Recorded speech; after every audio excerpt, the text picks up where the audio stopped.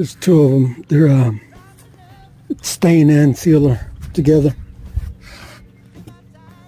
I only added $2 to each one to stain them, but it takes me just as long to stain them than it does to actually make them. I stain both sides. Stain all over them.